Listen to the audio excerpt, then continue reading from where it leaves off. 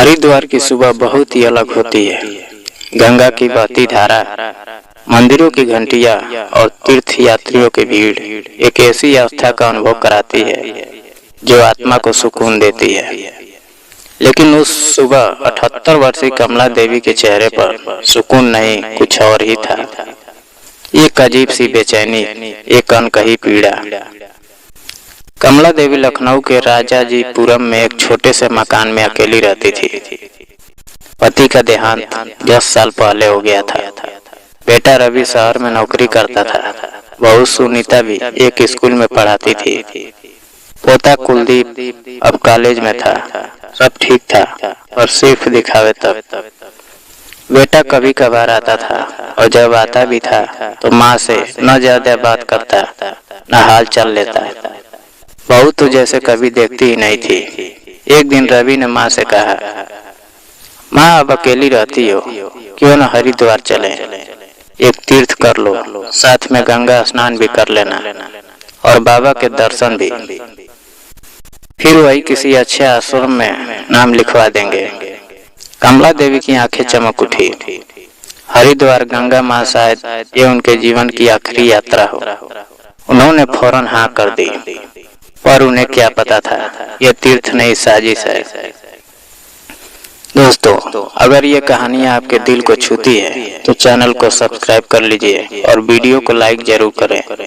आपका एक छोटा सा साथ हमारे रिश्ते को और गहरा बना देगा और हर नई कहानी सबसे पहले आपके दिल तक पहुंचेगी।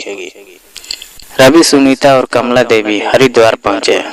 होटल बुक था, गाड़ी किराए की थी, सब कुछ ठीक लग रहा था।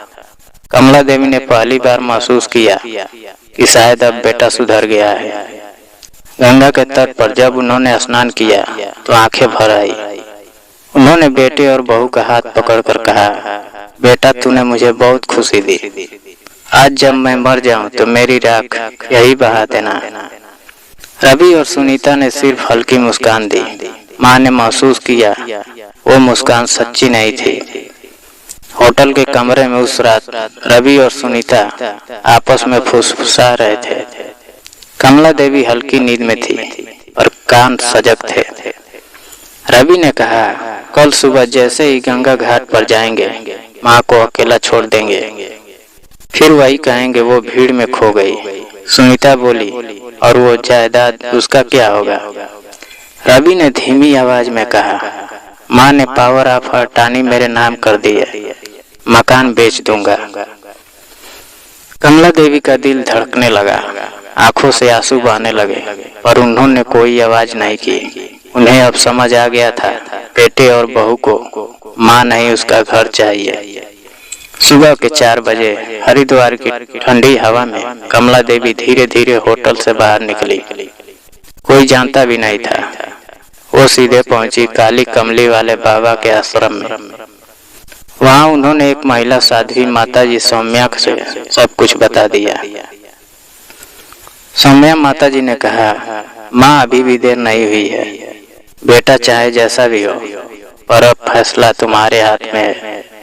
कमला देवी ने सिर झुकाया, फिर बोली, अब मुझे न्याय चाहिए, दया नहीं।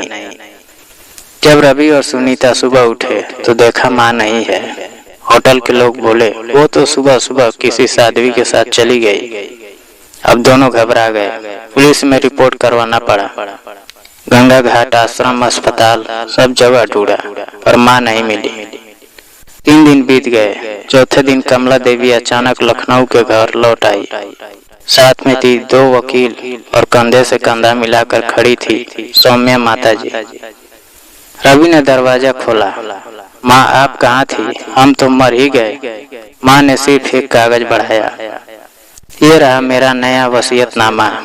अब ये मकान वृद्ध आश्रम को जाएगा, जहाँ मुझे सच्चा सम्मान मिला। और बेटा, तुझे सिर्फ मेरी गलती की माफी मिल सकती है, जायदाद नहीं। रवि ने वसीयत को कोर्ट में चुनौती दी, पर कमला देवी की ओर से वकील ने सारे सबूत पेश किए। साजिश की रिकॉर्डिंग, होटल के सीसीटीवी फुटेज और आश्रम के गवाह। अदालत ने कहा, एक माँ को जबरदस्ती त्यागने और उसकी संपत्ति हथियाने की कोशिश शर्मनाक है। ये संपत्ति अब वृद्ध कल्याण समिति को दी जाती है। कमला देवी अब हरिद्वार के उसी आश्रम में रहती है जहाँ उन्हें इज्जत, प्यार और आत्मिक शांति मिलती है। वो अब दूसरों की माँ बन चुकी है। सैकड़ों वृद्ध महिलाओं की आशा वो कहती है, बेटा बहू अपने नहीं होते। अगर उनके इरादे गलत हो, सच्चा रिश्ता वही है जो आत्मा से जुड़ा हो और इज्जत दे। एक दिन आश्रम की एक बच्ची ने माँ की कहानी मोबाइल में रिकॉर्ड की। माँ के शब्द, उनकी आंखों के आंसू और उनके चेहरे का तेज सब कैमरे में कैद हुआ। वीडियो सोशल मीडिया पर वायरल हो गया। हर माँ को ये देखना चाहिए, ये सच्चा सबक, माँ कभी कमजोर नहीं होती। लाखों लोगों ने उस वीडियो को शेयर किया और कमला देवी बन गई हर माँ की आवाज।